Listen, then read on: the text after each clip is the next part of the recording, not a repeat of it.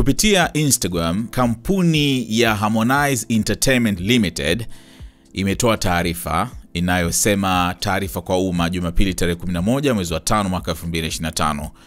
Uongozi wa kampuni ya Harmonize Entertainment Limited kupitia lebo yake ya Konde Gang Music Worldwide unapenda kutoa taarifa kwa umma kama ifuatavyo.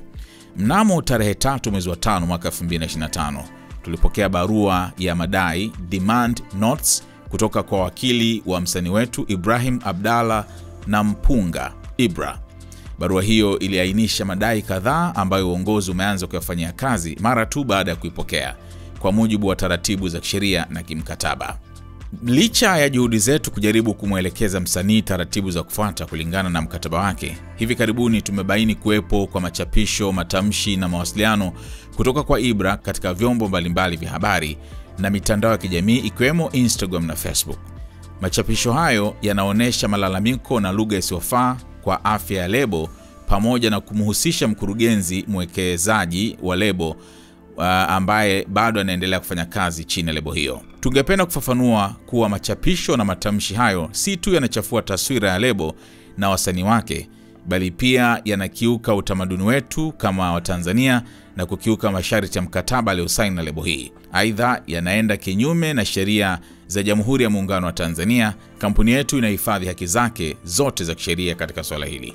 3. Wakati ambapo mchakato wa kushughulikia masuala haya unaendelea, umma unapaswa kufahamu kwamba Ibra bado ni msanii halali wa lebo ya Konde Gang Music Worldwide na ina haki ya kuendelea au kusitisha mkataba wake kwa kufuata na kuzingatia taratibu rasmi zilizowekwa katika mkataba aliosaini. Kufuatia hali inayoendelea, uongozi wa Konde Gang Music Worldwide umechukua hatua zifuatazo. A.